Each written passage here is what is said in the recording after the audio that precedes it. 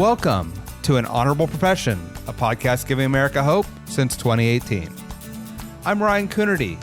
Along with Debbie Cox-Bolton of the New Deal, I'm lucky enough to be your co-host.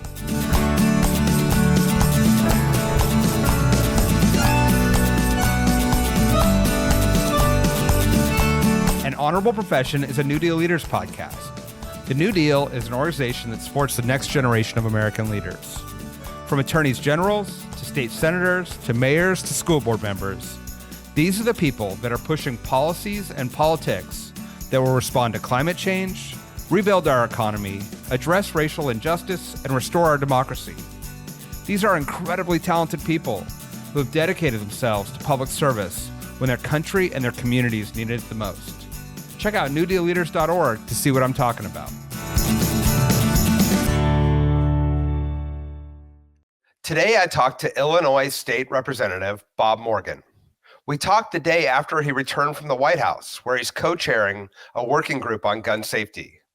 This is an issue he's been a leading voice on since he, his family, and his community experienced a horrific mass shooting in Highland Park during a July 4th parade. He talks about that work, plus his efforts to fight junk fees, end daylight savings time, and reduce healthcare costs. Finally, we talked about what it's like to be a Jewish leader during a surge of antisemitism. It is so clear that Bob Morgan is a great legislator and person. Enjoy. Illinois State Representative Bob Morgan, welcome to An Honorable Profession. It's a pleasure to be here. Thank you for having me. So I want to start with you've been in D.C. at the White House working on gun safety. I know this is a personal issue for you as well as an important policy issue. Can you talk a little bit about the work that you're doing and why you're doing it? Of course. Well, first of all, it's a real pleasure to be here. Anything called an honorable profession is something that I want to be a part of. It really, very truly and personally hits why I ran for office in the first place, believing that we had lost a lot of government leaders and faith in the government that serves the people. So thank you for having me.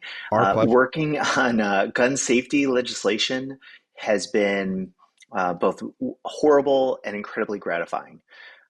But for a horrific mass shooting that happened in my community and impacted me and my wife and my children as we marched in the 4th of July parade 2 years ago in Highland Park. And but for my own personal experiences before that, where one of my cousins who had a lifelong series of mental illness, who ended up killing his parents and then himself because of an easy access to guns, just really has motivated myself and led my passion on this issue. And to be able to be a part of this at a moment in history in our country, but also in particular in the state of Illinois, where we're taking this issue so seriously in a way that it deserves the urgency of the Surgeon General saying this is a public health emergency, of the President of the United States talking about this issue on an almost weekly basis, because it is impacting so many hundreds of thousands of people throughout the state of Illinois and millions around the country on a daily basis. It feels very gratifying to be part of something so urgent and so meaningful and complicated when you're running for public service and working public service. Can we talk, it's hard to talk about, but I think it's important to talk about Highland Park and your experiences there and how the community has tried to heal coming out of it. Of course. My community, for those of you not familiar with Highland Park in Illinois, we're about 30 miles north of Chicago, a very wonderful community, very close-knit community. Highland Park always has the largest 4th of July parade in the north suburbs. And that impact at 10:14 a.m. on July 4th of 2022, changed so much, and in some ways didn't change anything. And by that, I mean our community had always been focused on gun safety legislation and gun reform. Just a week before the Highland Park shooting, a group of us stood at just a few blocks away from the shooting location at the Highland Park Arts Center in the wake of Uvalde, Texas shooting. And we talked about how this school shooting was not unique. And in fact, it could happen anywhere. It could happen here. And to have our community rally around that before July 4th, 2022, and even more so after, has been really the North Star for me as a legislator in a way that I would never have dreamed when I first ran a few years prior than that. And can you talk about the prospects for gun safety legislation? It's you're working at the state level, and we have a patchwork of state policies. We also need federal action, and the Supreme Court is a challenge right now. Can you talk about what are the prospects for reducing these horrific incidences that happen in far too many communities? So we mentioned the White House meeting we had yesterday. We had legislators like myself from Illinois, California, New York, New Jersey, Connecticut, places that have taken dramatic and aggressive steps to curb gun violence. And then you have states who've done literally the opposite. So we had representatives who are, in, as they would describe it, the super duper minority in places like Alabama. And having governors in places like Virginia, where they're standing in the way of common sense safety legislation, public safety legislation, and to hear that there really isn't anything different on its face between me and another legislator in those states other than the political makeup of their legislature, of their governor. And then at the federal level, to see that the majority of the country wants us to take these steps to reduce gun violence and hold perpetrators accountable, to hold gun manufacturers accountable. But because there's a minority in charge, political minority in charge of our US government, that is standing in the way, and an extremist US Supreme Court. So it impacts us in so many different ways. In the state of Illinois, we've taken dramatic steps, very, very positive steps that took us 30 years to get to this place on proactive, not just banning assault weapons, but investing in community violence interruption. And we have states surrounding us that are doing the exact opposite. And so when 60% of our guns used in crimes in Illinois are coming from Indiana and Wisconsin, we have to stop and think, what is going on here, right? And so yes, being a patchwork of states is an incredibly real and incredibly deadly aspect of how we deal with this issue that is just taking too many lives throughout the country. Well, you got to keep pushing. It's an unacceptable situation, and it is so frustrating because while you can have good policy and laboratories of democracy, guns cross state lines so easily that it feels like it's one step forward and two steps back every time a state passes some sensible legislation. Let's maybe go to a little bit lighter subject and how did you find yourself in elected office, going to the White House, advocating, fighting for all these things? What's your path to public service? It is still surreal to be here. I very much have imposter syndrome, not just yesterday when I was at the White House, but just in general, to be in the position that I am at the moment. I decided to run for office and was committed to running for office when the Trump travel ban went into effect. Many will remember the airport environment where both at O'Hare Airport and also major airports around the country, people flocked there in protest to banning people who were often dual U.S. citizens, but coming from primarily Muslim countries, and how in Illinois and O'Hare, overnight that travel ban went into effect. I was coincidentally getting off an airplane from a random unrelated trip, and I was departing on Terminal 3 in Chicago, which is just one of our domestic terminals. And I arrived in Terminal 3, and I got a frantic text message from a friend of mine who was in Terminal 5. He said, "Bob, I know you live in the suburbs and you could probably get to the airport pretty quickly. We need your help. We have a bunch of immigration lawyers, but we need a lawyer who knows government and politics and communications. Can you come?" And I said, that's crazy. I'm here. I'm at O'Hare Airport. I'm in a different terminal. And so I got there in about 10 minutes. I took my suitcase and I put it behind the French fry machine of the McDonald's that's in Terminal 5. And I spent the next 8 hours managing a team of 120 immigration lawyers. There were brilliant immigration lawyers, of which I'm not. But I was helping coordinate between them and the federal and state and municipal government, being the liaison with the Chicago mayor, with the U.S. senators who were being blocked of any information from ICE that was just completely stonewalling everyone. And we walked around the airport with signs in different languages that said help. And family members would see our volunteers and say, yeah, I need help. I have a loved one who's being detained. And so we created a spreadsheet of 60 plus individuals that were being detained at O'Hare only by virtue of the family members who were there to figure out who was being detained. And it included a 2-year-old and an 18-month-old. And they were being detained in a room by themselves without a parent, without a lawyer, without access to food or water or a bathroom. And eventually, because of an amazing court in Washington state, they ended up ordering all of those individuals around the country released. But it was that moment that when I got home the next day, my wife and I talked about it, and she said, you have to do something about this.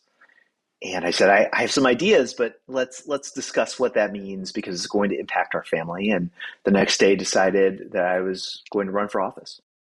Wow. And at that time, if I'm correct, you were serving as the sort of chief healthcare attorney for the state of Illinois. So, at that moment, I was just private law practice. Oh, wow. I had left state government. Illinois had elected a Republican governor whose views I did not align with, and vice versa, and had left state government. So I was a private practice lawyer, active in politics, but somebody who assumed my second child was on the way, assumed it would be a little while. But the world really required those who wanted to see that change to step up. And the decision to run, you had been in public service before, but elected office is different. What surprised you getting onto the elected side of the aisle, and how different is the work than somebody who, advised and worked in an administration, but not as elected official? It is very different to be an elected official in a legislature. For Illinois, we have 118 state representatives, 59 senators. So you have to really find a way to get 177 other people to agree with you. Really, you need a majority of those individuals to agree with you to pass any law. And the idea of it being like a small high school where it's personalities, it's politics, it's personal motivations. There are individuals who have personal positions on issues that don't make sense to someone on the other side of that aisle. And you have to work through all that and convince people that your ideas are good, even for other parts of the state. And it takes a lot of work and a lot of not taking things for granted and understanding that people have their own motivations. What surprised me most really is that there are people who disagree with me vehemently on policy issues, far-right Republicans, who will work with me to help me pass a bill, even if they themselves will vote against it. And there are Democrats who agree with me on 99% of the things, but will lie to my face because of any number of reasons. It doesn't happen often. The vast majority of my colleagues, both sides of the aisle, are there to help their community. Right? That is an important lesson that you might know in your heart or your head that their ideas are wrong. And it's not only going to hurt my district, it's going to hurt their district. But at the end of the day, vast majority of people are coming to that sincerely and believe that what they're doing will help their constituents. And it's easy to lose sight of that in our very partisan world. How do you build and maintain relationships when, as you say, like there's the policy, there's the personal, there's the high school aspect, popularity. So like, how do you navigate that? How do you not get caught too much in it, but enough in it that it benefits your constituents? There are all types of people in the legislature, just like there are all types of people in the place that you might work or the nonprofit you're on a board of or neighbors in your community. There's always different types. And so understanding people is the most important thing you can do. Understanding your colleagues, knowing what their motivations are, why they're going to vote against your bill no matter what you do, or those that are really open to it, but they have some changes they would like to see made. And you make calculations, both, is this okay from a policy perspective, or is this so completely against my own value system on this particular issue that I'm never going to consolidate and compromise and agree to that change? Or maybe I need their vote, where it's a very, very tight vote, and I need 2, 3, 5 more people to support my legislation, and I have to make that compromise. So it really does depend, but the more that you understand your colleagues and they understand you, and the more you are deferential to them and communicate to them and treat them the way that you want them to treat you, just like anything in the world, the better off you are on any issue. So talk about some of the issues you've worked on. You've worked on junk fees, daylight savings. Obviously, we've talked about guns. What are some of the issues? What has been most gratifying and impactful? Where do you think there's still work to be done in the future? A lot of the work I do involves healthcare, which is my own personal and professional background. Working as a healthcare lawyer, as you mentioned, first in state government and private law practice, where I really understand healthcare in a way that most of my colleagues do not. So I'm able to help educate them because they might have a constituent issue dealing with Medicaid or with behavioral health or with aging that they might want to work on, but they might not know the bureaucracy, the fiscal issues, the ways in which we do things in a particular way for a reason that they might not know because of a political or legislative history, and what other states are doing, which is a common question that we ask ourselves. What are other states doing better and worse, and how can we learn from that? So the most impactful, really, I would say, is in the healthcare front. I've been very active in not just the COVID response, but the efforts to improve telehealth access, insurance, reducing the costs of insurance for people is something I've been very, very aggressive on, as it really impacts people in a non-political way. Whether you're from the northern part of the state, southern part of the state, urban, rural, suburban, it doesn't matter. Everyone has health insurance, and everyone struggles with it. Everyone has healthcare issues in their family, and everyone struggles with it. And so I've been very gratified to be a leader on that issue in the legislature because it's what I know, but it's also one that it just avoids a lot of the partisanship. I'm a partisan liberal Democrat, and I vote that way, and I push issues that way. But on healthcare, it's really nonpartisan. Some of the harder issues, certainly anytime you are, junk fees are a great example. You mentioned that. It is incredibly popular from a consumer, public, constituent, average person perspective. Everyone knows what junk fee is. Everyone hates it. But who likes junk fees are every business that uses junk fees and charges them.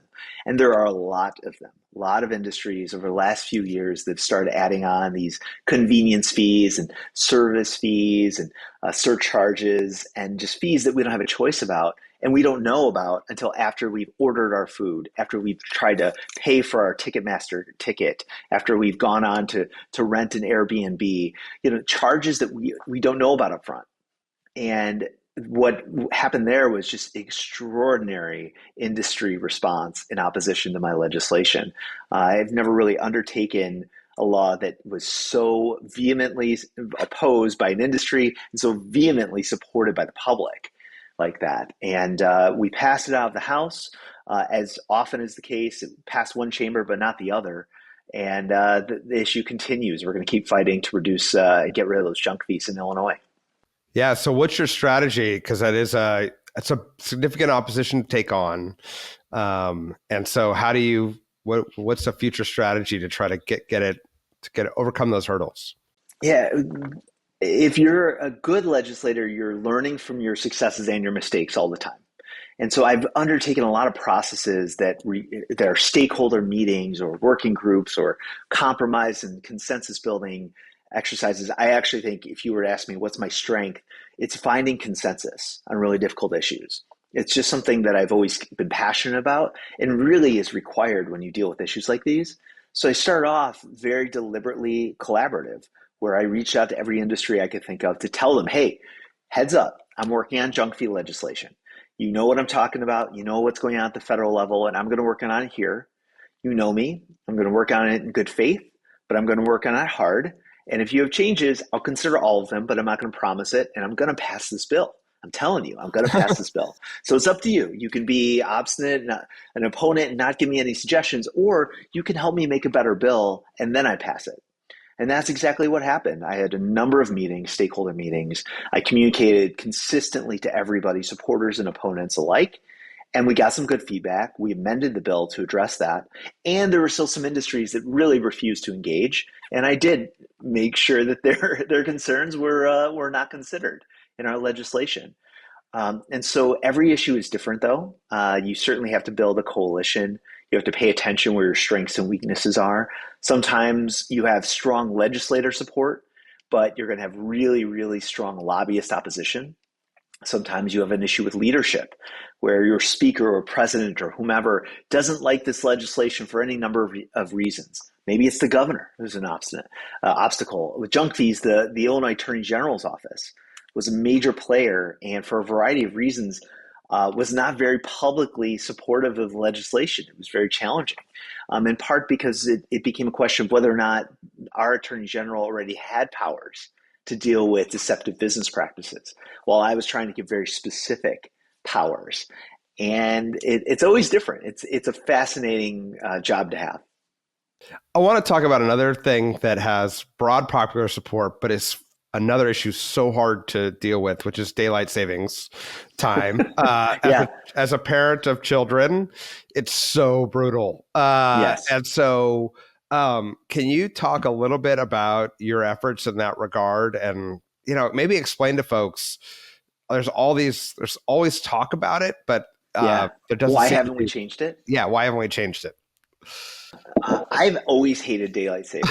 I can't fully explain. I just have never understood it. I thought it was so arcane and arbitrary. It's our changing of our clocks based on when the harvest season used to be 100 years ago. It just doesn't make sense anymore.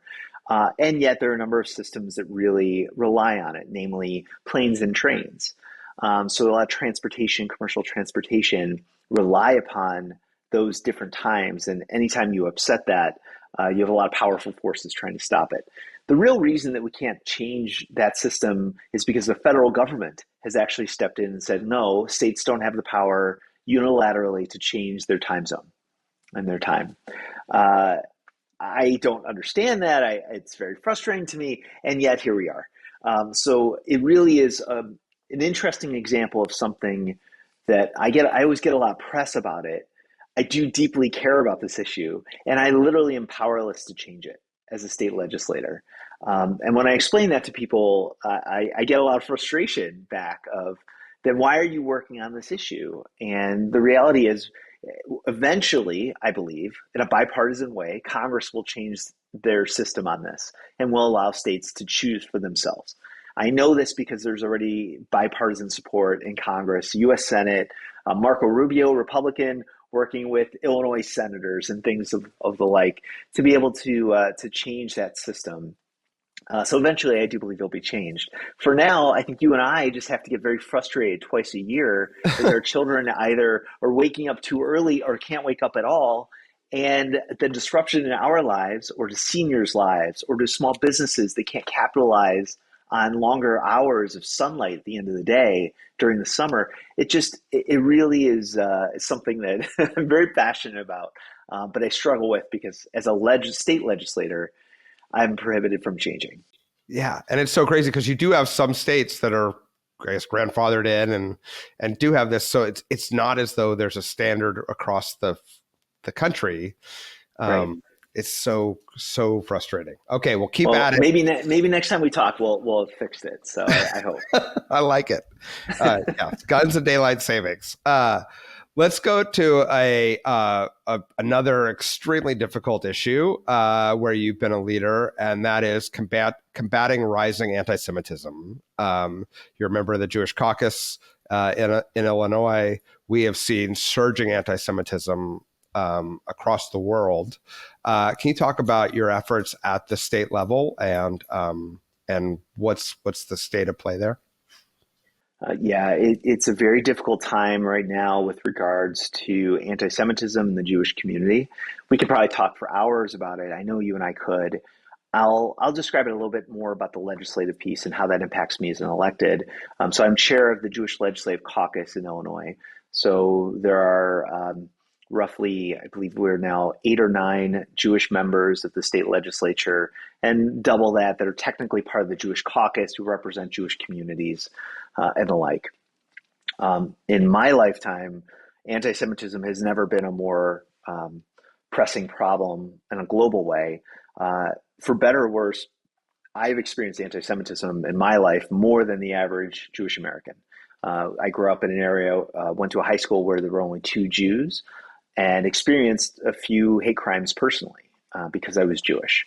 And in high school, that helped form my identity, my commitment to being Jewish, and then also really triggers your fight or flight response. And for me, I was in high school. I wasn't getting a lot of pressure from anybody. I could have just chosen to maybe be a socially recognized Jew and not really practice my faith. And I chose the opposite. I really leaned in to be much more public, really have been committed to fighting anti-Semitism in all its forms, and discrimination for that matter, against any group for the last 25 years of my adult life.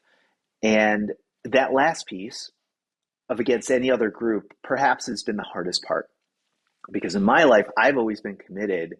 And really, I can think of just dozens of ways in specific moments in time where I've been an ally to other groups that have been marginalized, attacked, hate crimes, and discrimination, on and on and on across the world in a variety of ways. And that's just who I am, and it's my value system. When October 7th happened, and even before then, the rise of anti-Semitism and discrimination against those who support the only Jewish state in the world, it has been very difficult. It's been very difficult. It's difficult in personal relationships. It's difficult in the role as a Jewish legislator of when to speak out and when not to. This goes back to one of your other questions of managing your personal relationships. Because the vast majority of the world and the vast majority of the legislature is not paying attention to anti-Semitism, Islamophobia, the Israel-Palestinian conflict, and Gaza conflict, none of that, right? It really is a relatively narrow issue, but has become a flashpoint and certainly a basis for a lot of anti-Semitism, even amongst elected officials and by elected officials.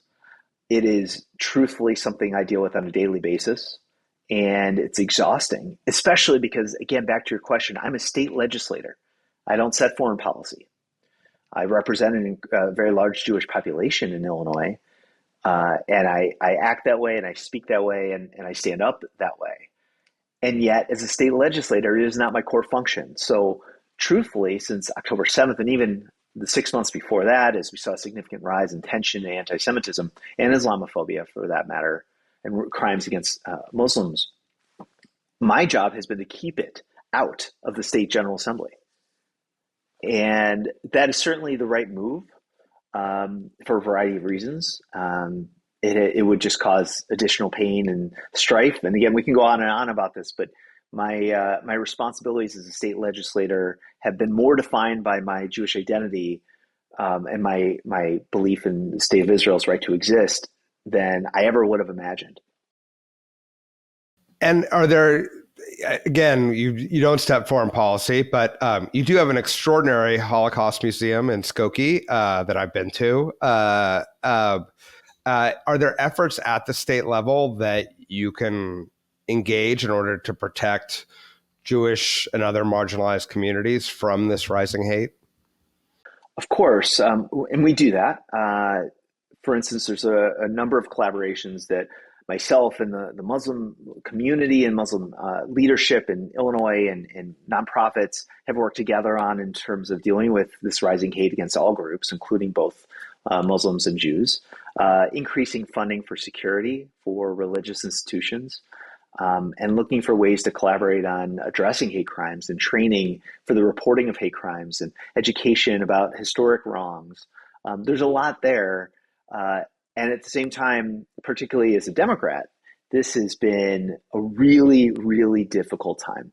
There's certainly anti-Semitism and hate on the far right, and there's certainly anti-Semitism and hate on the far left.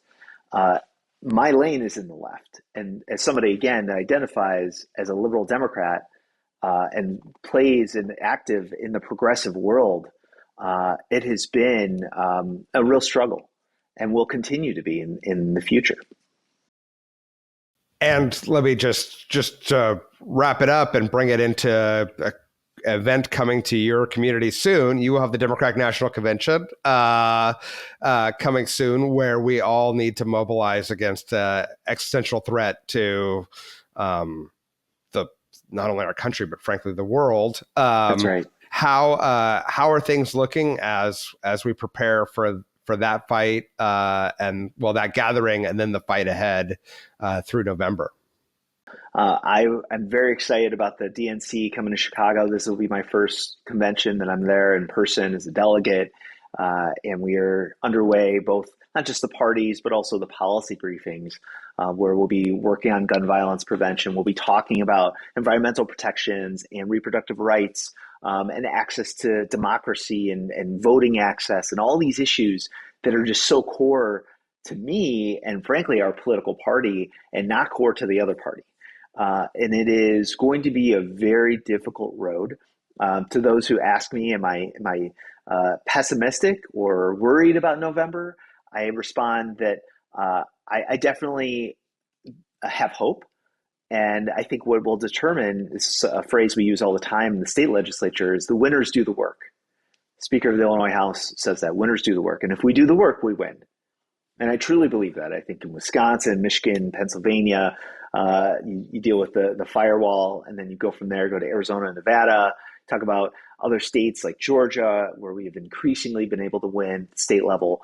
Why are we winning there? We're winning those places because we're doing the work. And I'm optimistic that we as a party, and the electeds that are watching this, and the candidates who are watching this, will do everything they can to reelect Joe Biden and Kamala Harris. And I know I'm going to do my part. And I think November will be at the end. I think we are going to have the future that we demand for our children for the next 4 years and beyond. But it's going to take some serious work, because at the moment it is not determined. And at the moment, if you believe the polls, which I don't, we have things to really worry about. And so we have to keep working. Couldn't agree more. And I appreciate your efforts to do the work. And that's why we're thrilled to have you in New Deal. You're a great addition, and we cannot wait to have to collaborate with you and move forward some of these efforts that we need so desperately in this country. Thank you. Thanks for doing this. And it is very much an honorable profession. And I'm not speaking about myself. I'm speaking about my colleagues who work very, very hard to earn the trust of their constituents, of the state and the federal government. And we have a lot more to do, but I think we have some amazing people who are part of New Deal that if you haven't had a chance to meet them, I encourage everyone to do so. Thank you. An Honorable Profession is a New Deal Leaders podcast. Thanks to the team at New Deal for producing this episode. We encourage you to bring honor to public service, and because we keep things honorable, no tax dollars are used in the making of this podcast.